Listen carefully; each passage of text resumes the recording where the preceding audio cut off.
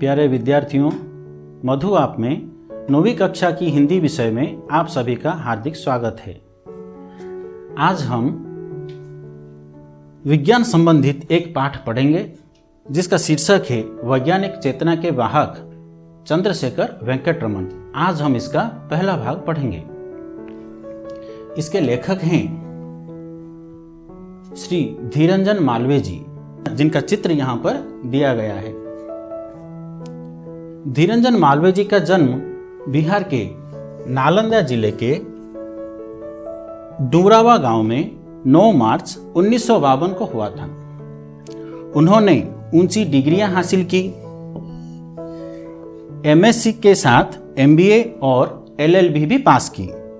धीरंजन मालवीय जी ऊंची डिग्रियों के साथ, डिग्रियों का मतलब होता है विद्यार्थियों किसी भी विषय में अधिक पढ़ाई करना और उसके बाद उसका प्रमाण पत्र लेना।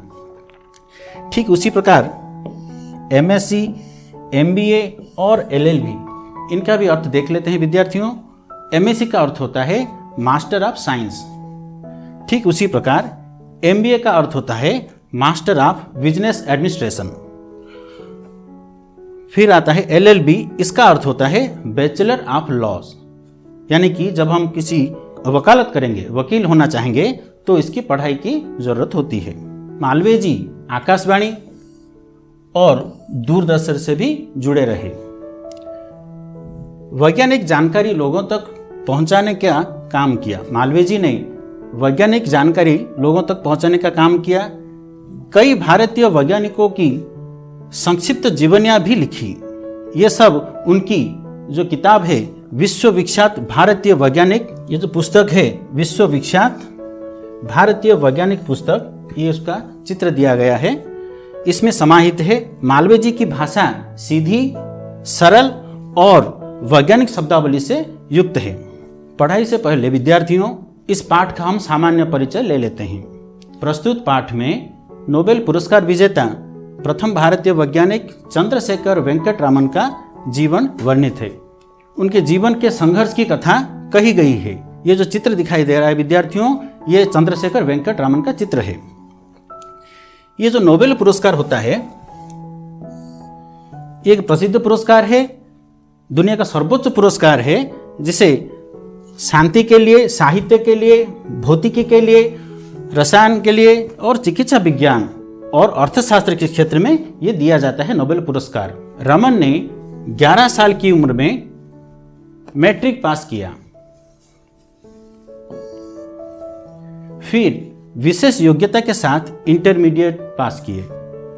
आगे भौतिकी और अंग्रेजी में स्वर्ण पदक के साथ बीए और प्रथम श्रेणी में एमए की डिग्री हासिल की। जैसे कि हम पहले जान चुके हैं, एमएससी पढ़े थे। ठीक उसी प्रकार जो विशेष योग्यता है, इसे हम अंग्रेजी में डिस्टिंक्शन कहते हैं। कक्षा में सर्वोच्च अंक के साथ सर्वोच्च स्थान जो हासिल करते हैं उसको हम विशेष योग्यता कहते हैं। बीए बैचलर ऑफ आर्ट्स और एमए मास्टर ऑफ आर्ट्स, इसको हम जान लेते हैं। बीए और एमए, बीए का फुल फॉर्म होता है बैचलर ऑफ आर्ट्स और एमए मास्टर ऑफ आर्ट्स। मात्र 18 साल की उम्र में कोलकाता में भारत सरकार के वित्त विभाग में नौकरी की रामन ने। उनकी प्रतिभा से उनके अध्यापक भी अभिभूत थे। ये जो अभिभूत है विद्यार्थियों, इसका अर्थ होता है मुग्ध होना, किसी भी काम के ऊपर मुग्ध होना। और वित्त विभाग जो है विद्यार्थियों, इसको हम अर्थ विभाग भी समझते हैं। रामन भारत में विज्ञान की उन्नति के चिर आकांक्षी थे। भौतिक विज्ञान के क्षेत्र में उन्होंने, मतलब यहां पर रामन ने नई खोज की। इसलिए सन 1930 ईस्वी में उन्हें, यानी कि रामन को नोबेल पुरस्कार मिला। एक मेधावी छात्र से महान वैज्ञानिक तक की रामन की संघर्षमय जीवन यात्रा और उनकी उपलब्धियों की जानकारी यह पाठ प्रदान करता है। हम जो पाठ पढ़ाई करेंगे, यह उनकी उपलब्धियों की जानकारी देता है। अर्थ समझ लेते हैं विद्यार्थियों। चिर आकांक्षी का मतलब होता है हमेशा इच्छा रखने वाले, और उपलब्धि का मतलब होता है विद्यार्थियों सफलता। आइए हम इस पाठ को पढ़ाई करते हैं।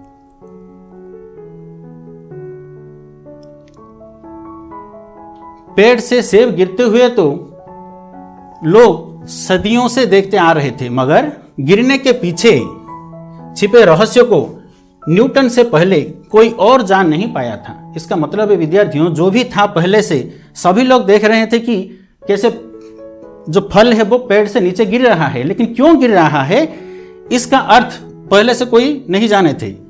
न्यूटन ही इसके रहस्य को खोज निकाले। रहस्य का अर्थ होता है विद्यार्थियों छिपी हुई बात।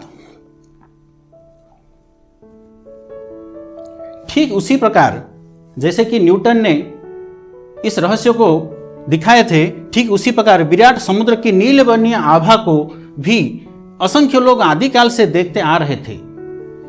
बहुत दिनों से सभी लोग देख रहे थे कि ये जो नीलवर्णीय आभा होता है इसको सभी लोग देख रहे थे समुद्र में। असंख्य लोग आदिकाल से देखते आ रहे थे, मगर इस आभा पर पड़े रहस्य के पर्दे को हटाने के लिए हमारे समक्ष उपस्थित हुए सर चंद्रशेखर वेंकट रमन। ये जो आभा होती है विद्यार्थियों, आभा का मतलब होता है चमक। नीलवर्णीय को जो आभा है उसको हम चमक कहते हैं। बात सन 1921 की है, जब रामन समुद्री यात्रा पर थे। जहाज के डेक पर खड़े होकर नीले समुद्र को निहारना प्रकृति प्रेमी रामन को अच्छा लगता था। किसी को अच्छा नहीं लगता विद्यार्थियों समुद्र को निहारना, ठीक वैसे ही चंद्रशेखर को भी अच्छा लगता था। वे समुद्र के नीली आभा में घंटों खोए रहते थे। वे मतलब यहां पर चंद्रशेखर वेंकट रमन। ये जो निहारने का अर्थ होता है विद्यार्थियों ध्यानपूर्वक देखना या टकटकी लगाकर देखना, यानी कि एकाएक देखना। लेकिन रामन केवल भावुक प्रकृति प्रेमी ही नहीं थे, उनके अंदर एक वैज्ञानिक की जिज्ञासा भी उतनी ही सशक्त थी। सही जिज्ञासा, यही जिज्ञासा उनसे सवाल कर बैठी एक दिन, आखिर समुद्र का रंग नीला ही क्यों होता है? जैसे हमारे मन में भी सवाल बहुत बार उठता है, कई सारे सवाल होता है। ठीक उसी प्रकार रामन के मस्तिष्क में भी एक सवाल उठा कि ये जो समुद्र का रंग नीला ही क्यों होता है? आखिर समुद्र का रंग नीला ही क्यों होता है? कुछ और क्यों नहीं? रामन सवाल का जवाब ढूंढने में लग गए। जवाब ढूंढते ही वे विश्वविख्यात बन गए। ये जो जिज्ञासा है विद्यार्थियों, इसका अर्थ होता है जानने की इच्छा। जब एक बार ये इस सवाल का उत्तर ढूंढ लिए तब वे विश्वविख्यात बन गए। रामन का जन्म 7 नवंबर सन 1888 को तमिलनाडु के तिरुचिरापल्ली नगर में हुआ था। रामन का जन्म कहाँ हुआ था विद्यार्थियों? 7 नवंबर सन 1888 को तमिलनाडु के तिरुचिरापल्ली नगर में हुआ था। इनके पिता विशाखापट्टनम में गणित और भौतिकी के शिक्षक थे। इनके जो पिताजी थे वो गणित और भौतिकी पढ़ाते थे। पिता इन्हें बचपन से गणित और भौतिकी पढ़ाते थे। ये जो भौतिकी का अर्थ है विद्यार्थियों पदार्थ विज्ञान, जिसे हम अंग्रेजी में फिजिक्स भी कहते हैं। इसमें कोई अतिशयोक्ति नहीं होगी कि जिन दो विषयों का अतिशयोक्ति का मतलब होता है विद्यार्थियों किसी बात को बढ़ा चढ़ाकर बोलना, इसको कहते हैं हम अतिशयोक्ति। इसमें कोई अतिशयोक्ति नहीं होगी कि जिन दो विषयों के ज्ञान ने उन्हें जगत प्रसिद्ध बनाए, उनकी सशक्त नींव, ये जो नींव है विद्यार्थियों इसको हम देख सकते हैं यहाँ पर। जब हम घर बनाते हैं तो पहले उसकी हम नींव डालते हैं, तो उसको नींव कहा जाता है।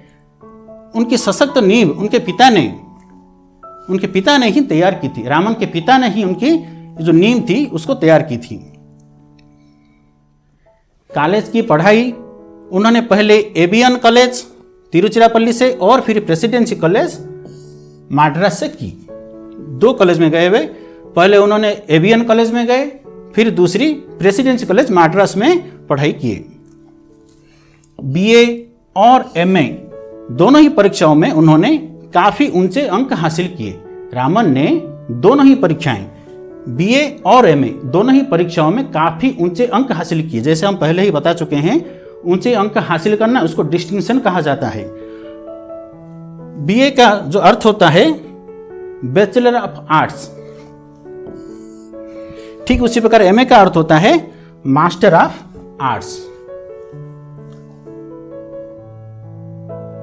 तो विद्यार्थियों, आज हमने जो पढ़ाई किए, रामन 7 नवंबर सन 1888 में तमिलनाडु के तिरुचिरापल्ली में पैदा हुए। बचपन से ही वे पढ़ाई में तेज थे। रामन बचपन से ही पढ़ाई में तेज थे।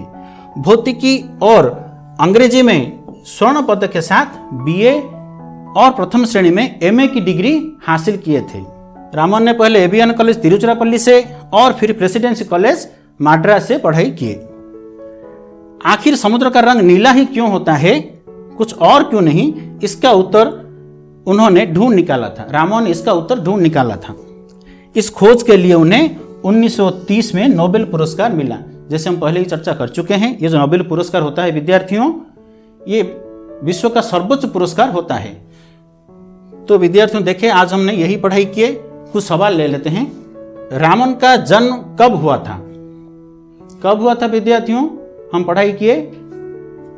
जी हाँ विद्यार्थियों, 1888 में उनका जन्म हुआ था।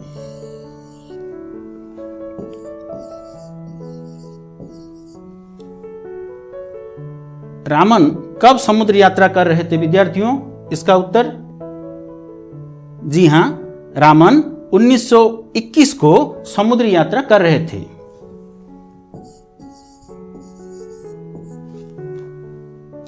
तीसरा प्रश्न है, रामन को नोबेल पुरस्कार कब मिला? बताइए तो विद्यार्थियों, कब मिला ये पुरस्कार? जी हां विद्यार्थियों, सही पहचाना आपने। रामन को नोबेल पुरस्कार 1930 को मिला। तो विद्यार्थियों, आज हम यही पढ़ाई किए। आशा करता हूं सभी को अच्छा लगा होगा और सभी अपने कॉपी में इसको लिख लेंगे। आज के लिए विद्यार्थियों पास इतना ही। धन्यवाद।